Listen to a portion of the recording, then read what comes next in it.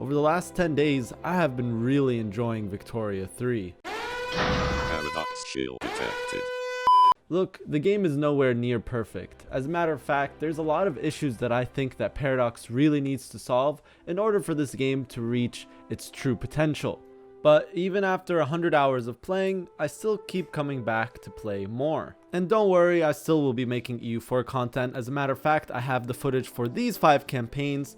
Now it's just a matter of editing it down. So let me know down in the comments which of these you would want to see next for EU4. But in Vic 3, there's been one nation that every time I open the selection screen, I've been interested in playing in. And that nation is Krakow, the Polish city-state that is a puppet of the Austrian Empire. This nation starts with no construction, a pretty average standard of living, high literacy, and really not the best GDP and population. So what can you do as this small city-state? Well, one really good thing about Krakow is that we already start with pretty good free laws when it comes to economy. Our people are already in total separation. There's no church. The church does not control a big part of the state. And our people are not so opposed to being a multicultural society. So what we can do is, if we're somehow able to increase the standard of living, increase the available amount of jobs, make ourselves a multicultural society with open borders, universal suffrage, protected freedoms, we essentially can make a place where people from all over the world will want to migrate and live in, no matter what their culture is, and basically become a super industrialized one province minor.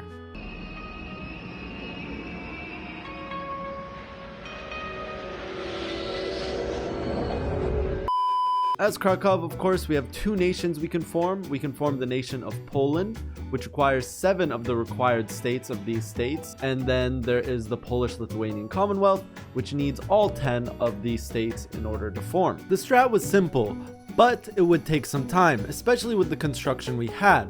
The first move, of course, was to increase our taxation, add some consumption laws. We would use the money to increase construction, then spend the money on building up our manufactories and later railways to increase infrastructure and standard of living, and eventually reform Poland and the Polish Lithuanian Commonwealth. Will we be able to do it? Well, stay tuned and find out.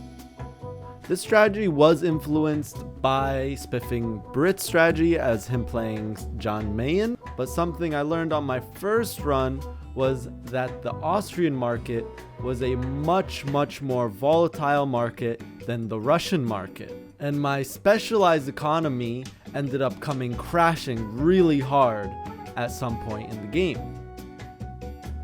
The market's crashing! It's still going down!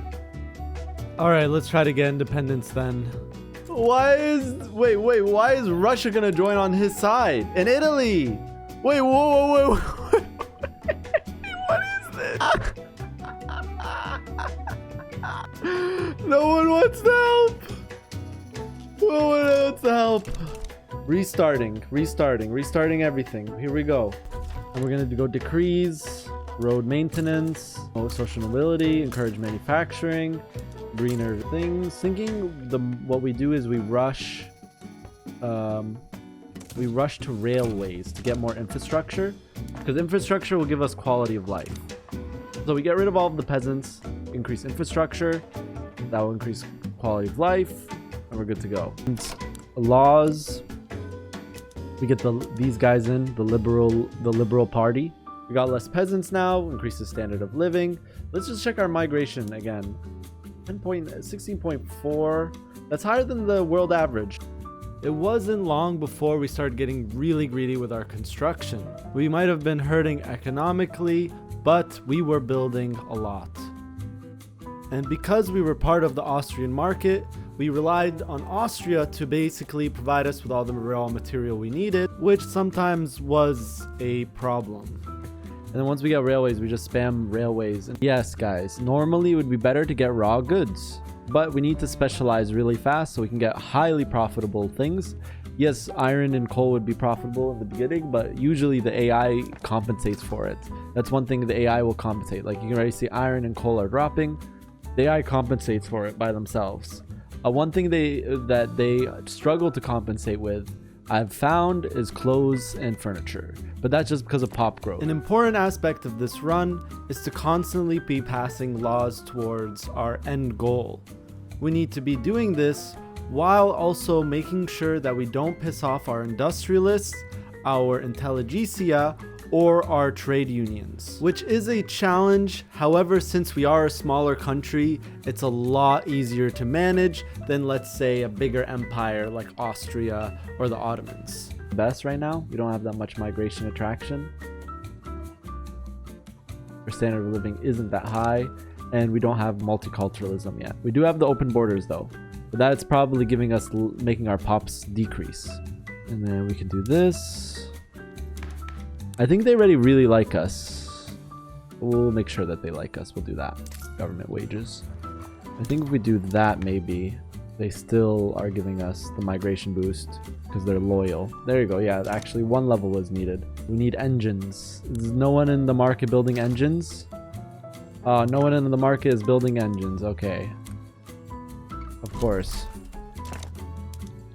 But we do have a lot of infrastructure now, which means we can go back to building. But there you go. Quality of life is increasing now because of infrastructure. We need to build a construction sector soon. I'll just build it right now. Okay, egalitarianism, POG. We can now immediately go to multiculturalism, which is gonna piss off some of our groups, but it's fine. We'll get it done. The reason why multiculturalism is so good is because it simply accepts all cultures in the game.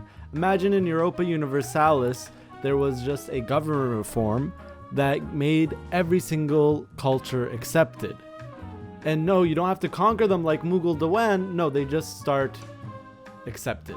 This is important because that means that more people around the world will see our city as a valid place to migrate to because their culture is accepted there.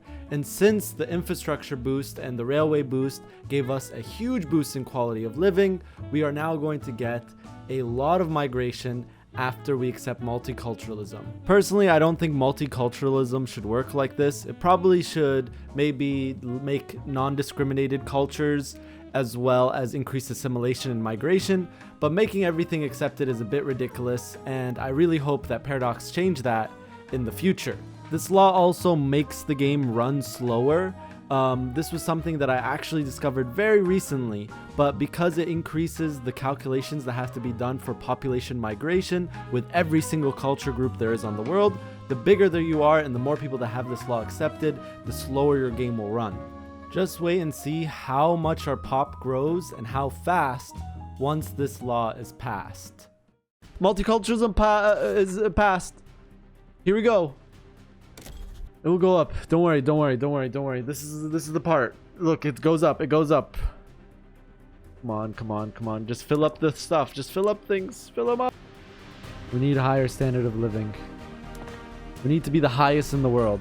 I think right now we probably have the highest migration in the world. We have a migration of 44. The world average is 14. I don't think there's any more that is that high. Look at this population graph. It's been 10 years and we already almost doubled our population. Okay. 1.2 migration attraction to Krakow. We're just getting all of the people to come here. They're just flocking to Krakow. Nice place to live. This is what our cultures are right now. We even have a little bit of Ukrainian. This is gonna change. This is gonna be crazy. 0.2. 60.2.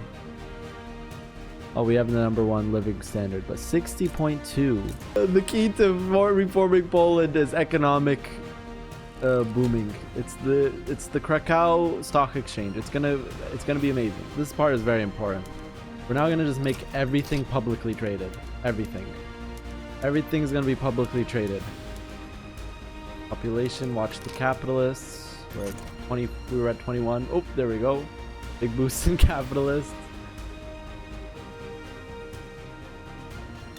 Now it's time for the free market, the Krakow free market, to basically guide itself, chat.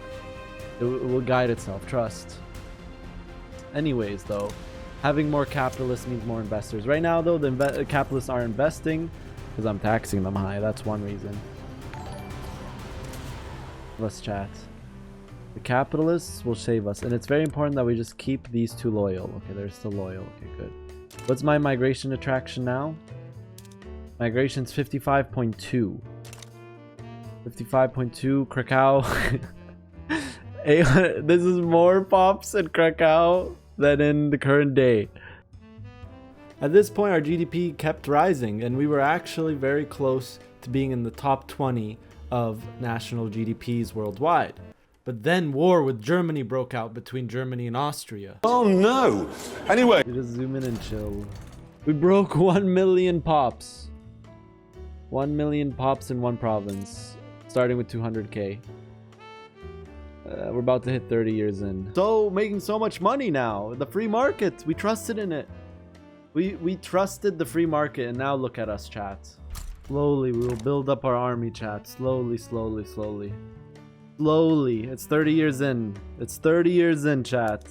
And now it's time. Now it's time to start building our army. Slowly, slowly. We have the right law. We have the right law. What law do we have? We have mass conscription. It's good. It's good. We can get up to 100 battalions off one province. We've become more German than Polish. We get 100 battalions. Just 99 more barracks to go, guys. It'll be great. Trust the plan. This is totally gonna work out, guys. Trust the plan. Slowly, slowly creep up to 100 barracks while still growing in GDP. Hey, dude, we do have oil here, by the way. Let's just build all 3 oil rigs. Now we are rising. It's such a hard balance, but as long as the industrialists are happy, because the bonus for happy, it's tech, right? The other thing is the more investment fund, but the investment pool is fine. We don't need the big investment pool because we're not even building that much. We're already overstacking our investment pool. Like, look, we have almost 1 million stacked up. But keeping these guys loyal is really important. Intelligentsia, that gives us 100% migration attraction. And then keeping the trade union super loyal is important because that gives us the workforce ratio. Combined, we're able to give us a really huge boost, constantly getting more and more pops. I do know there's an overpopulation mechanic in Vic 3, but I don't know what the pop limit is. There's some insane states in Vic 3, like there's Punjab. There's Punjab, which has like 12 million people in it. Beijing, I think, also has like a bunch of people in it, 13.4 million. I don't know when overpopulation takes effect. I'm guessing every state is different. Our investment pool is insane. We have 1.6 million in there just chilling. I keep adding to my bank when we do deck. It's gonna be very hard. We're gonna have to rob goods from Germany and Russia when we're fighting Austria. Oh,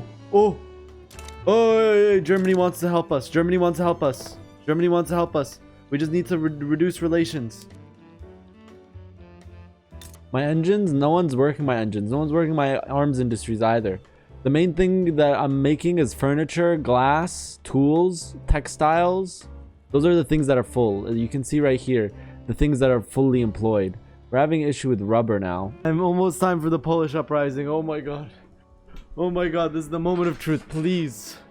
We can do this. I actually really want the next military type though. A year from now, we're gonna do the trench infantry. I don't have rubber, so I can't do bicycle messengers. We can do the trench infantry. Should be enough. Alright, I'm gonna start the diplomatic play. Here we go. Independence. Austria. Is allied to Austria. I can get Britain on our side. I can get Great Britain into the war. But we got them loyal. We got them loyal. This is very important. Getting armed forces loyal is very important.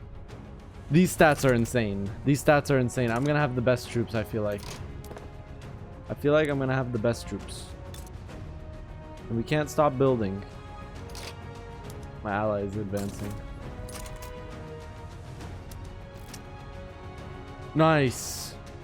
Nice. Ching getting wrecked over here. Why are they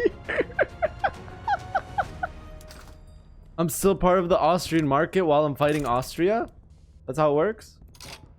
This battle right here. Ooh!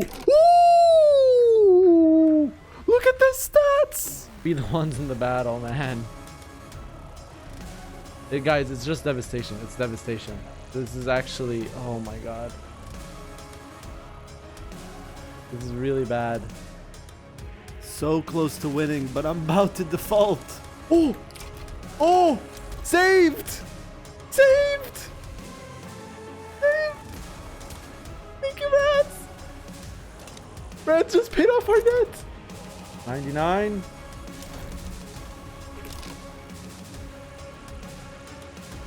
Okay, but now I need to fix this.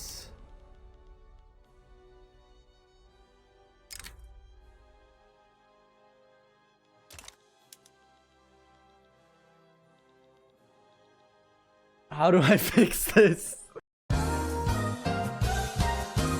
Before I declared on the war, I was certain that Germany would let me join their customs union and let me join their market. But because they wouldn't, I had no access to a lot of goods that I needed. I could do trade routes, but only with Germany, Austria, and Russia since I was landlocked. Both France and Great Britain wanted to make me their protectorate, but I was still landlocked, so I would have zero market access and I would nuke my standard of living. So first thing we did was to make as much land routes with all three of our neighbors as much as we could. Winning the war against Austria also made us a major power, which increased our loan cap and stopped us from defaulting, and I really had to make a crazy play here. We still had really good troops and really good generals. And Russia, our neighbor, was behind Unitex by 2 levels. We could attack Russia and take back some of our Polish lands, and also get a port in the process. Okay, we're gonna do diplomatic play with... Oh, we're gonna start defaulting in this war. It doesn't matter, dude. It doesn't matter. Get all of our troops ready. Get all of our men. Round 2, dude. Round 2. I think this Ghana-Togo front is gonna be everything, chat. The Ghana-Togo front is gonna be everything. That's why Scandinavia's sending 80 divisions there, and China's sending 105. What the heck? And Britain's defending it. No! Oh no, it's over. It's over again. It's over again.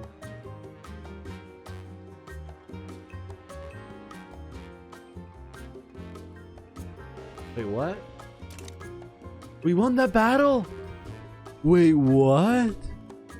Germany, come on. You got this, dude.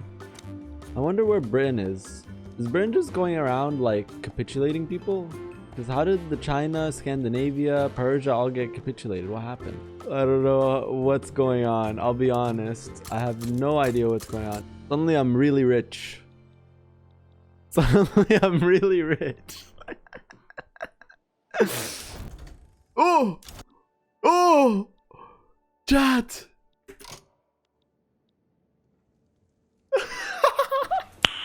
Nice. I actually can't believe we're making so much money now. We're actually making so much money now. Our demographics have completely shifted. That's a good thing. Our population stopped stagnating. That's also a good thing. Oh, we're building up all of this rescaling, scaling. And honestly, we don't even need to join another market. We actually don't even need to build another market. And you know what? Women's suffrage events are happening. Women's suffrage events are happening. Oh, Ainu people are coming to Brest. Kurdish people to West Galicia. Let's go. We attacked Russia off of truce.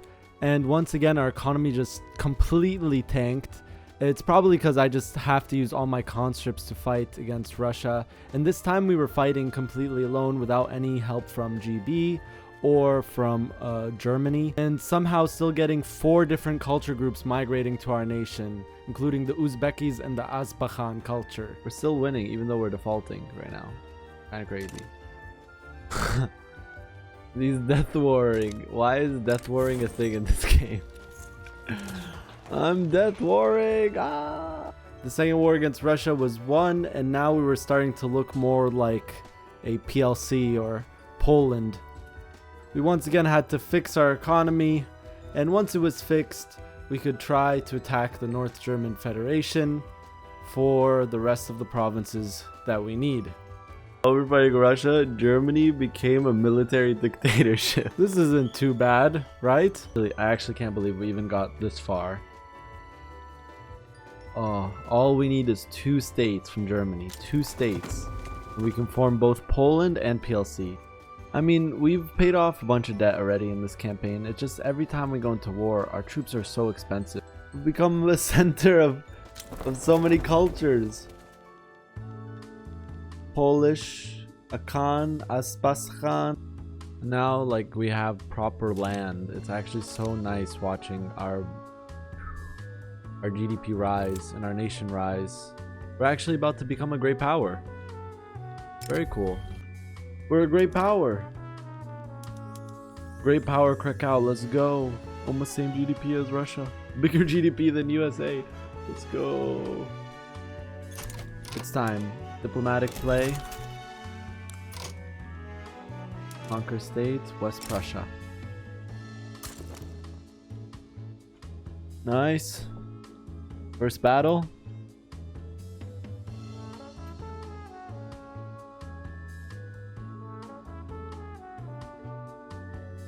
Doing really good. But every time I go into full war, dude, I just lose so much money. It's actually crazy. There we go. Come on, come on, come on, come on, come on. Push. I don't care. Many of you are gonna die. Many of you are gonna die. Is Germany only in war with me now? Yeah, they're only at war with me now. It's just me and Germany. Me and Germany. Our GDP. I think mobilizing all of our workforce may have been not the best play, but you know. Yeah, minus 400k a month now. We're probably gonna go 15 billion again. For West Prussia, Poznan, East Prussia, Silesia. That's our war goal. Dude, instead of actually doing the fighting in this game, this is warfare.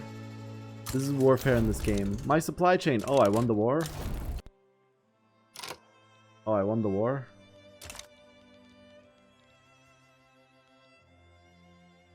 I was more focused on my supply chain than on the actual war. We're gonna do it. Cultures. Poland first. Form Poland. Wow.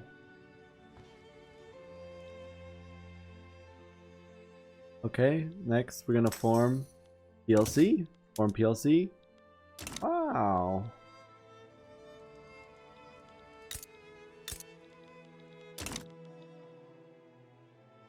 That's it? Why is it so anticlimactic? Oh.